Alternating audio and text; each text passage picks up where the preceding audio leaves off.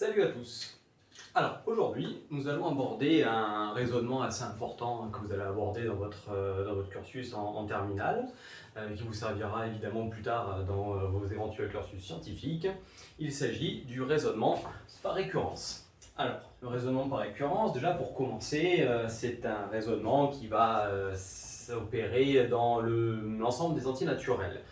Ça ne veut pas dire qu'on ne pourra pas faire de récurrence sur des fonctions par exemple, mais il faudra qu'il y ait une variable n ou k qui soit un entier naturel. Alors, pour expliquer succinctement le principe de la récurrence, avant de rentrer dans des exemples, il y aura un premier exemple dans cette vidéo, puis ensuite on fera d'autres exemples dans d'autres vidéos. On peut essayer d'apparenter un petit peu le raisonnement par récurrence à un effet domino. Je pense que tout le monde arrive à visualiser ces dominos placés comme ça de façon verticale, et qui n'a jamais rêvé devant tout un tas de dominos de balancer le premier, de voir un petit peu tout tomber. Donc, le principe du raisonnement par récurrence est un petit peu similaire, assimilable en gros à cet effet d'une tombée de plusieurs dominos. Je m'explique. Donc, imaginez ces dominos, tous placés. À partir du moment où on fait tomber le premier domino, on voit que tous, les uns derrière les autres, tombent en cascade. Et évidemment, il faut qu'ils soient tous suffisamment près les uns des autres. Donc, le raisonnement par récurrence va s'apparenter à cela dans la mesure où ce raisonnement s'effectue en deux grandes étapes. Une première étape que l'on va appeler initialisation ou amorce, puis une deuxième étape qui va consister à vérifier que si une propriété est vraie à un rang n donné, alors elle sera vraie au rang suivant. Revenons au principe des dominos pour expliquer. On met la petite pichenette sur le premier domino. Ça veut dire qu'on va amorcer la tombée de chacun de ces dominos. Donc le premier domino qui tombe au rang 0 ou au rang 1, peu importe, selon les exercices il faudra s'adapter, on peut même aller à des rangs au-delà de 1. Donc ce premier domino qui tombe va être l'amorce, l'initialisation du processus, c'est-à-dire qu'aucun domino ne peut tomber si j'envoie pas cette première pichenette. Donc ça, c'est l'initialisation. Puis ensuite, dans une deuxième phase, on va venir regarder que si un domino tombe, alors forcément, le suivant va tomber. C'est-à-dire que si le énième domino va amorcer sa chute, il va forcément entraîner le prochain avec lui, qui est le n plus unième. Et ce, quel que soit le rang n de ce domino. Ceci s'appelle le caractère héréditaire du processus ou de la démonstration, du coup, qu'on voudra démontrer. Ce qui veut dire que si vous savez que, quel que soit le rang donné, quand un domino tombe, il entraîne le suivant, donc si on envoie le premier, l'amorce ou l'initialisation, eh bien le premier va entraîner le second, puis le second va entraîner le troisième, et ainsi de suite, et tous les dominos vont tomber en cascade jusqu'au bout. Alors, j'espère que vous avez un petit peu compris le concept avec ça, hein. On ne vient pas de faire des mathématiques pures là-dedans, mais maintenant on va essayer de regarder un petit peu au travers d'un exemple mathématique. Donc dites-vous bien que les récurrences vont très souvent tomber pour vous, notamment en terminale, autour de vos chapitres des suites numériques. Donc ça va vous permettre de montrer qu'une suite est positive, plus grande que 1, plus petite que 2, de donner son écriture en fonction de n, d'étudier ses variations. Dans des cas précis dans lesquels vous n'arriviez pas à conclure l'année précédente en première, c'est-à-dire très souvent lorsque l'on avait des suites qui étaient définies par récurrence justement, c'est-à-dire une suite qui est définie à partir de son ou de ses termes précédents, et donc pas la possibilité d'avoir une écriture explicite, c'est-à-dire en fonction de n, ce qui ne permettait pas forcément de conclure quant aux signes, aux variations, aux éventuelles hautes propriétés, majoration, minoration de cette suite. Et bien là, on va pouvoir soit démontrer une propriété qui nous est donnée, ou alors éventuellement analyser le comportement d'une suite, ses valeurs, son signe, conjecturer, ce qui ne constitue pas une preuve, mais on va émettre une hypothèse, et ensuite on va la démontrer par le principe de récurrence. Alors attention, il est indispensable d'arriver à vérifier les deux phases dont je viens de vous parler. On va les noter. On va avoir Pn, une propriété donnée pour tout entier naturel n, ou éventuellement n supérieur ou égale à un rang quelconque. Première étape, on fait l'initialisation. Alors, l'initialisation, vous verrez, ce n'est pas un processus qui est particulièrement fastidieux ou compliqué à faire. C'est-à-dire que si vous commencez à faire des calculs, à dormir debout là-dedans, posez-vous la question, je ne dis pas que ça arrivera jamais, mais posez-vous la question si vous allez dans la bonne voie. En général, cette phase-là, en fait, est une simple phase de vérification. On s'assure que tout marche bien, en fait. Donc, en gros, ici, on va le marquer en noir, on vérifie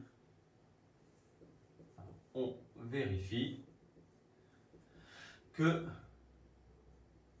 P0 est vrai. Alors P0 ou Pn0 si ça commence à un rang autre que 0. Puis ensuite, l'hérédité.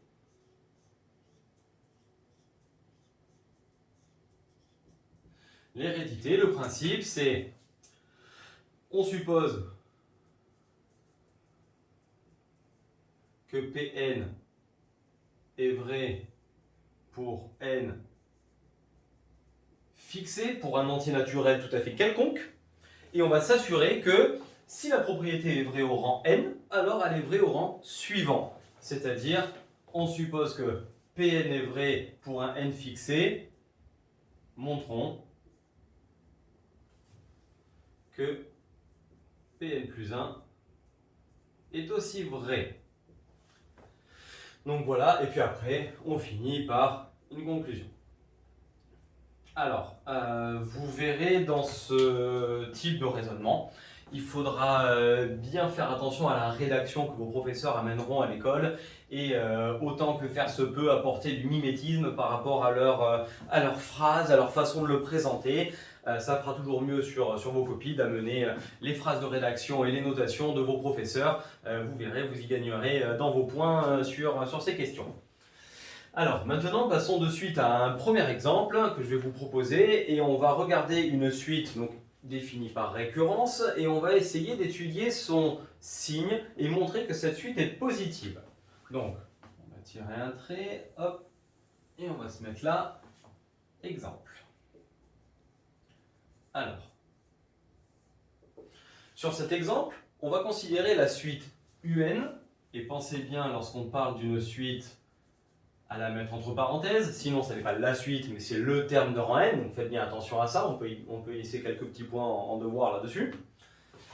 Donc, on prend une suite UN, définie pour tout entier naturel n, par la relation de récurrence qui est UN plus 1, qui est égal à, et là rentre en jeu donc son expression par rapport au terme précédent, 3UN sur 1 plus 2UN. 3UN sur 1 plus 2UN. Et son premier terme, U0, donc on a une suite qui commence au rang 0, qui vaut 1 demi. Donc voilà la suite qui vous est proposée. Et le but, c'est de montrer que pour tout entier naturel n, la suite UN est strictement positive. J'insiste sur le strictement, sinon j'aurais mis le petit égal en dessous. Alors ça, c'est là que la démonstration par récurrence va rentrer en jeu. Et donc le premier point qu'on doit regarder, c'est ici, pour tout entier naturel n, cela veut dire que l'étape de l'initialisation va commencer à n égale 0. Si par exemple il avait marqué pour tout entier naturel non nul, il aurait fallu commencer au rang 1. Et donc remplacer les n par 1 pour voir un petit peu comment ça se passe. Donc ça impose que l'initialisation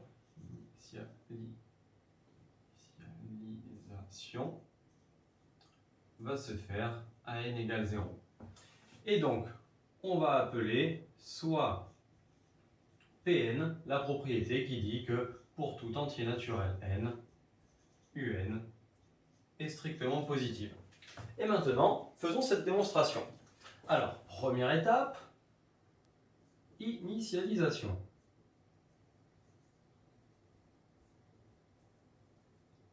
Et je vous conseille de marquer comme ça, initialisation, comme un titre, et ensuite de rédiger. Donc on a dit pour n égale 0. Alors, pour n égale à 0, on a U0, qui est une donnée de l'énoncé, qui est égale à 1 demi. Or, il est clair que 1 demi est une valeur qui est strictement positive. Donc, du coup, U0 est strictement positive, ainsi P0 est vrai. Donc, vous avez pu voir là que l'initialisation est en effet quelque chose de pas très compliqué. On allait chercher une donnée de l'énoncé, on a vérifié que ça marchait et on repose la propriété telle qu'elle est donnée pour s'assurer que la propriété est vraie au rang 0. Maintenant, l'hérédité. Alors, hérédité. C'est souvent dans cette partie-là que vous aurez la rédaction de vos professeurs à essayer de mettre en place et à vous assurer d'essayer de faire au plus proche de ce qu'ils font dans vos copies. Et prenez cette habitude, au moins au début, même sur vos brouillons, de faire l'effort de cette rédaction pour qu'elle rentre. Et au plus vous la ferez, au plus ça rentrera. Alors, maintenant, hérédité, petite phrase de rédaction que je vous propose. Alors, on suppose Pn vrai pour un entier naturel fixé. On peut aussi, éventuellement marquer aussi quelconque. Ça, vous adapterez en fonction de vos professeurs. Et donc, quand on dit qu'on suppose que Pn est vrai pour un entier naturel fixé, je vous conseille de remarquer la propriété, ce qu'on va appeler éventuellement hypothèse de récurrence. Et sans utiliser cette propriété-là, dites-vous que vous n'arriverez pas à faire la démonstration. C'est-à-dire que UN est strictement positive. Donc, comme je vous ai dit, hypothèse de récurrence, on peut la noter comme ça. Montrons que Pn est vrai au rang n plus 1. C'est-à-dire qu'ici, on va s'assurer que la propriété est héréditaire. Et là, je vous conseille également de marquer votre but. Votre but va vous permettre de savoir quelle est votre ligne de mire. C'est-à-dire que lorsque vous allez tomber sur un résultat, vous allez savoir s'il est bon ou pas bon et si vous avez atteint votre objectif. Donc là, le but est assez simple, c'est de reprendre la propriété telle qu'elle est donnée et de remplacer n par n plus 1, tout simplement. Donc, un plus 1, strictement positif. Donc ça, en gros, vous n'avez pas le droit de l'utiliser. Vous devez le démontrer. Si vous partez de votre objectif, ça ne passera pas, a priori. Donc maintenant, ce que l'on doit démontrer, c'est la suite sur le rang n plus 1, que son signe est positif. Donc maintenant, que savons-nous sur la suite au rang n plus 1 ? Eh bien, la seule chose que l'on sait, elle est là. C'est-à-dire que l'énoncé nous a donné la relation de récurrence entre deux termes consécutifs de la suite. Obligatoirement, on va devoir utiliser ça. Donc maintenant, on reprend cette petite astérisque et on dit que or, un plus 1 est égal à 3un divisé par 1 plus 2un. Bon, maintenant ça va pas être très compliqué puisque ce que l'on a marqué sur ces deux petites lignes ici, c'est-à-dire l'hypothèse de récurrence, c'est qu'on a admis que UN était strictement positif pour un n donné. Donc ça veut dire qu'on a le droit de l'utiliser et on doit l'utiliser. Donc on va le marquer de plus, d'après l'hypothèse de récurrence, UN est strictement positive. Mais maintenant, on regarde un petit peu les deux, on rapproche et on voit ce qu'on peut faire. Si UN est positif, 3 fois UN est également positif, c'est logique. Marqué. Donc, 3UN est strictement positif et 1 plus 2UN est strictement positif et c'est même plus grand que 1. On va le marquer également. 1 plus 2UN strictement positif. Ce qui veut dire que 3un sur 1 plus 2un, qui est égal à un plus 1, est donc strictement positif. Ce que l'on a ici, à la fin, et ce que l'on avait ici dans notre phase de rédaction colle. C'est donc le but. On est arrivé à l'objectif. Maintenant, on peut conclure. Une petite phrase de rédaction. Pareil, vous prendrez celle de votre enseignant. On peut marquer par exemple que Pn est vrai au rang 0. 2 plus elle est héréditaire. Donc, Pn est vrai pour tout entier naturel n d'après le principe de récurrence. Alors voilà une démonstration au type autour du raisonnement par récurrence. J'espère que vous l'avez compris et assimilé, vu un petit peu le lien du coup avec les dominos que je vous expliquais au début. Je vais vous préparer d'autres exercices corrigés là-dessus que je vais vous faire dans des vidéos.